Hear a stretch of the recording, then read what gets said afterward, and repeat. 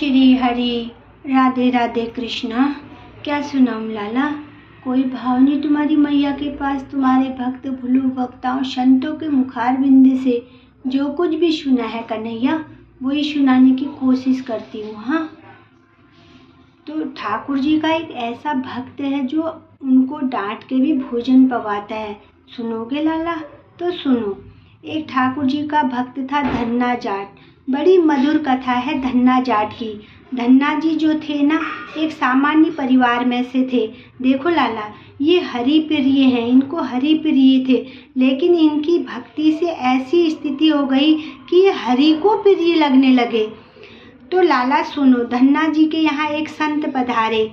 संत जी शालिग्राम जी की सेवा करते थे। अब छोटे बालक जो होते हैं ना लाला, वो संत या कोई बुजुर्ग कोई भी आते हैं तो उनके पास जाके नित्य बैठ के उनको देखते हैं। नित्य प्रातः संत महात्मा जी अपने ठाकुर जी की सेवा करते। धन्ना जी बैठ जाते उनके पास जाकर। पहले जल से स्नान कराते, फिर दूध से, फिर दही से, फिर शक्कर से, फिर शहद से, और फिर घी से, और फिर शुद्ध जल से स्नान करा के बढ़िया इत्र लगा करके ठाकुर जी को उर्द पुंड तिलक लगा करके माला तुलसी पधरा करके विराजमान कर देते। माला तुलसी पधरा करके विराजमान कर देते। धन्ना जी को इतनी अच्छी लगी इनकी सेवा, रोज बैठ जाते। पूरी रात रोते, माँ से कहते मैया ये सुबह कब होगी? क्यों लाला? सुबह होते ही बाबा के पास जाऊंगा और मैं उनकी सेवा देखूंगा कैसे करते हैं। तो धन्ना जी रोज सेवा देखते, बड़े आनंद होते, खुश होते। जैसे ही महात्मा का जाने का समय आया, धन्ना जी बिखर गए। कहाँ जा रहे हो आप? बेटा अब हो गई हमारी सेवा पूरी, अब हम जा रहे हैं, फिर आएंगे कुछ साल बाद। धन्ना जी बोले तो आप चले जाओ, इनको छोड़ जाओ, ये ठाकुर जी यहीं रहें, मैं इनकी सेवा करूँगा। बाबा बोले अरे तुम तो छोटे बालक हो, तुमसे सेवा बनेगी नहीं बेटा, तुम जिद मत करो। धन्ना जी तो रोने लगे, नहीं मैं सेवा करूँगा, मुझे तो यही चाहिए। जैसे कोई वस्तु के लिए बालक जिद करता है ना, धन्ना जी ठाकुर जी के लिए जिद करने लगे। माता पिता परेशान, महात्मा अलग परेशान, क्या करें। और इतना रोवे कि महाराज घर हिला दिया और पड़ोस वाले भी इकट्ठा हो गए। बोले क्या हो गया? बोले धन्ना जी के महात्मा जी जा रहे हैं और उनके ठाकुर जी को ये मांग रहा है। धन्ना किसी को ये हिम्मत ही नहीं कि महात्मा जी से ये कह दें कि धन्ना जी ठाकुर जी को बात है, कोई अपनी सेवा कैसे दे सकता है।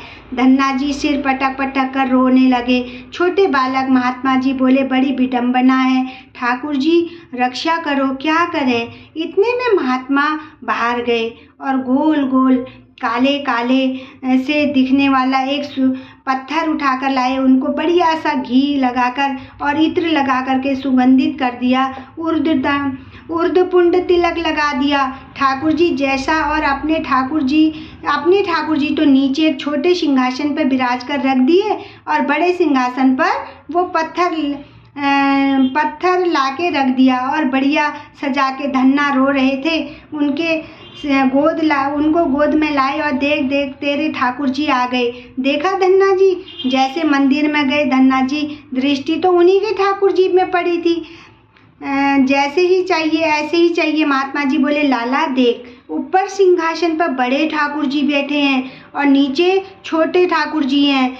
बड़े वाले जो हैं वो राजा ठाकुर हैं और छोटे वाले जो हैं वो सिपाही ठाकुर बैठे हैं, है ना। ये सिपाही ठाकुर, अब बता, मुझे तो राजा ठाकुर ज़्यादा बढ़िया लग रहे हैं, मैं तो उन्हें ले जाऊंगा, लेकिन फिर याद रखना जब मैं आऊँगा तब मेरे ठाकुर जी ऊपर बैठेंगे, तेरे वाले नीचे बैठेंगे, क्योंकि तू सिपाही ठाकुर ही जी मांग रहा है और मेरे ठाकुर जी तो राजा ठाकुर हैं। बालक को भाव से समझाया। महात्मा जी ने बोला नहीं, मैं तो राजा ठाकुर लूँगा, आप ले जाओ सिपाही ठाकुर जी को। तब महाराज जी सबने महाराज जी को प्रणाम किया। बोले महाराज जी आपने बड़ी युक्ति लगाई, सबको लगा कंठक छूट गया, लेकिन यहाँ तो भक्ति अब प्रारंभ हुई थी धन्ना जी की। एक सामान्य पत्थर सा धन्ना जी के पास, और धन्ना जी उनकी सेवा करते बड़े भाव से। रात को मैया से कहते, मैया जरा जाकर सामान ले आओ, मुझे ठाकुर जी की सेवा करनी है। मैया कहती सुबह मंगा दूंगी, सुबह कहती मैं शाम को मंगा दूंगी, सुबह पीछे पड़ जाते, शाम को मंगा दूंगी, शाम को पीछे पड़ जाते, मैया रोज टाल दे। एक दिन धन्ना जी अनशन पर बैठ गए, नन्हे से भोजन ना करे, दूध ना पिए, पानी ना पिए, बस एक रट लगाए, पूजा की सामग्री मंगवा दो। माँ ने सहज भाव से कह दिया, तेरे ठाकुर जी तू इनकी सेवा कर, सामग्री मैं क्यों लाऊं, अपने आप ला, व्यवस्था कर। धन्ना जी निकल पड़े महाराज। पुष्प ले आए, तुलसी ले आए, बड़ी सुंदर माला बनाई नन्हे से बालक ने। जैसे उनको खेल खेल में सेवा करते वैसी उनकी सेवा करते थे। ठाकुर जी को तिलक लगाकर, कहाँ से लाए तिलक, तो बाहर गए एक ईंट का टुकड़ा ले आए, पानी में घिसकर तिलक लगा दिया। ऐसी सेवा करने लगे, अपने संग ही रखे, संग ही सुलाए, संग ही सिर्फ खेल खेल में सेवा की। केवल घर वालों को लगता था दुनिया के बच्चे खिलौने से खेलते हैं, हमारा धन्ना पत्थर के ठाकुर जी से खेलता है, बड़ा होगा तो समझ जाएगा। पर किसी को क्या, हृदय में धन्ना जी भोग लगाते बाद में पर्दा लगाकर वहीं बैठ जाते, बैठ करके प्रतीक्षा करते। ठाकुर जी पा रहे होंगे, धीरे से पर्दा हटा के देखते, अच्छा अभी नहीं पाए हो, फिर बैठ जाते, फिर पर्दा हटाकर देखते, प्रतीक्षा करते, कब पाएंगे, बहुत देर हो गई, नहीं पाए। ठाकुर जी बोले, आप रोज भोजन छोड़ देते हो, मैं भोजन छोड़ दूं तो मेरी मैया तो मुझे बहुत मारे। लेकिन महात्मा जी से मैं ये पूछना तो भूल ही गया कि आपके साथ मैं ऐसा कर सकता हूँ कि नहीं। धन्ना जी का भाव देखकर भक्ति भाव पर ठाकुर जी रीझने लगे।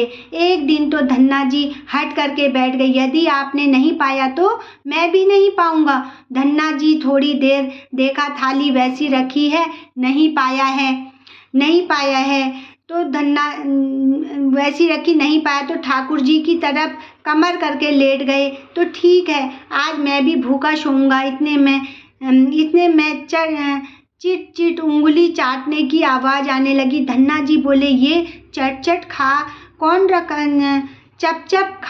रहा है, और ऐसे चटकारे ले करके कौन उंगली चाट रहा है। जैसे ही पर्दा हटाया तो नील माधव भगवान बैठ करके धन्ना जाट की उस थाली में से प्रसाद पा रहे हैं। दर्शन किए जो श्याम सुंदर के, आहा, मोहित हो गए।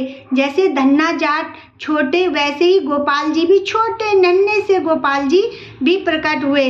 जैसे पूरे हाथ में सन जाते हैं भोजन से बच्चे, ऐसे बालक माखन, मिश्री और सारी सब्जी हाथों में लगाकर खूब प्रेम से चाट कर पा रहे हैं। धन्ना जाट बड़ा प्रसन्न हो गया, बोले, अब बड़े प्यारे हो, आज आप प्रत्यक्ष मेरे सामने आ गए ठाकुर जी। अब धीरे धीरे धन्ना जाट के सखा बनने लगे।